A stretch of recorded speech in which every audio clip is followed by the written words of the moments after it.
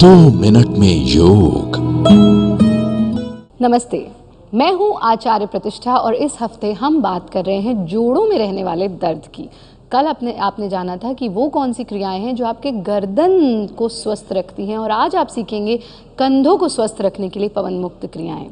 ये ध्यान रहे कि इन क्रियाओं का अभ्यास आप अपने घर पर तो कर ही सकते हैं, साथ में आप दफ्तर पर अपनी कुर्सी पर बैठ करके भी कर सकते हैं, या फिर वाइल ट्रैवलिंग भी आप इनका अभ्यास कर सकते हैं।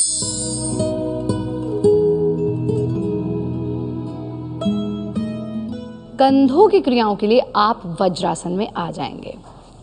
वज्रासन में बैठ जाएंगे, या फिर जैसा मैंने कहा कि कुर्सी पर बैठ करके भी इनका अभ्यास कर सकते हैं।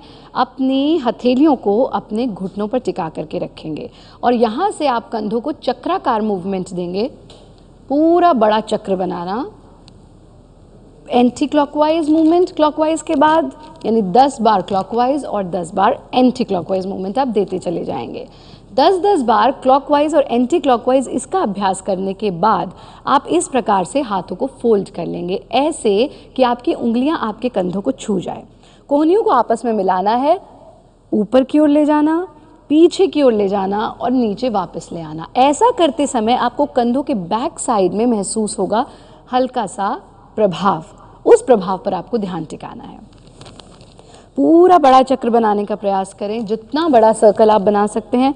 10 बार क्लॉकवाइज और फिर यहीं से 10 बार एंटी क्लॉकवाइज मूवमेंट लेंगे। 10-10 बार इनका अभ्यास करके हाथों को बिल्कुल ढीला छोड़ देंगे। फिर आप लेंगे तीसरी क्रिया। तीसरी क्रिया के लिए आप हाथों को इस प्रकार से फैला देंगे और फिर सिर्फ कंधे का मूवमेंट आपको करना है, सामने की ओर और फिर पीछे की ओर। जब आप सामने की ओर लाएं तो कंधे पर इसके प्रभाव को महसूस करें, जब आप पीछे की तरफ ले जाएं तो लोअर बैक तक इसके प्रभाव को महसूस करें। 10-10 बार आप करेंगे इसका अभ्यास। और अंतिम क्रिया में आप फिंगर्स को इंटरलॉक करके इस प्रकार से सर के पीछे टिका देंगे। सांस भरते हुए दोनों कोहनियों को आपस में मिलाने की कोशिश, जो कि संभव नहीं है पर यह प्रयास आपको करना है। सांस छोड़ते हुए कोहनियों को पीछे की तरफ मिलाने की कोशिश, सांस भरते हुए फिर आगे की ओर मिलाने की कोशिश, सांस छोड़ते हुए पीछे की ओर मिलाने की कोशिश। 10-10 बार इनका अभ्यास करके हाथों को बिल्कुल ढीला छोड़ देंगे, शरीर को पूरी तरह से शिथिल छोड़ देंगे। इनका नियमित अभ्यास फ्रोजन शोल्डर तक की प्रॉब्लम को दूर कर सकता है, बशर्ते कि आप नियमित अभ्यास करें।